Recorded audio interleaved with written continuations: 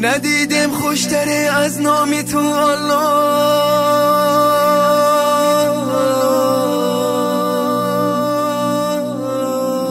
که نامی پاک تو ما را پناهگاه.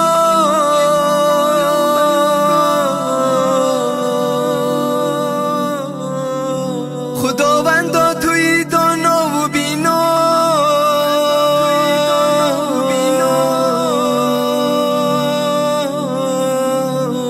تو هستی از دلی هر بندگانت آگاه.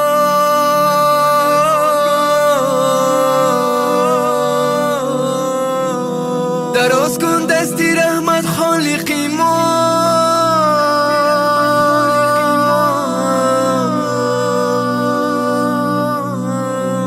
بسوی بندگانی گشته گمراه.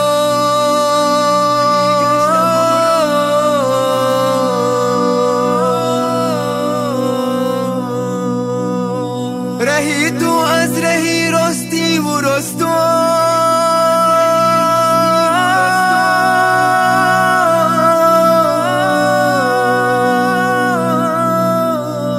هدایت کن خدا ما را به این راه.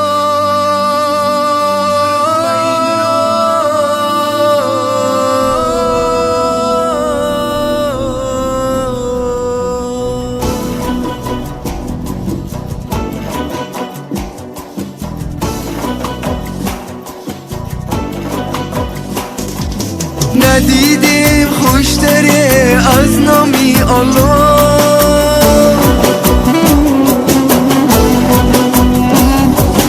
که نامی پاک تو ما را پناهگاه.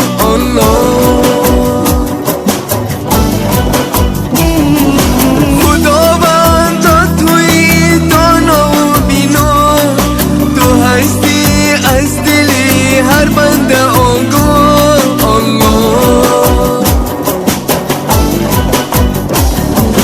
دراز کن دستی رحمت خالقی ما، بسوی بندگانی گشته گمراه.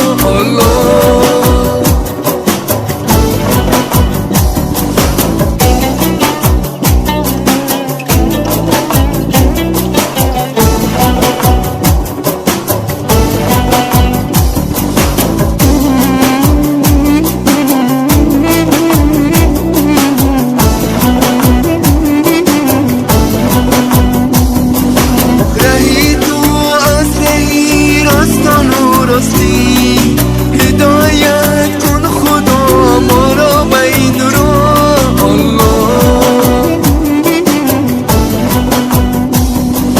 غلامانی در درگاه خود را نگه دار تا نرفتن داخلی چاه.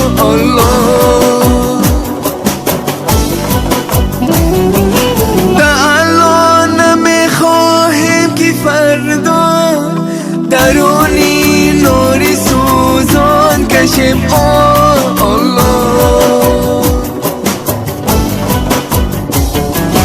الا ای پادشاهی هر دو عالم، ببخشا ما را دیدی به دادگاه. ندیدم خوشتره از نامی الله، که نامی پاک تو ما را پناهگاه.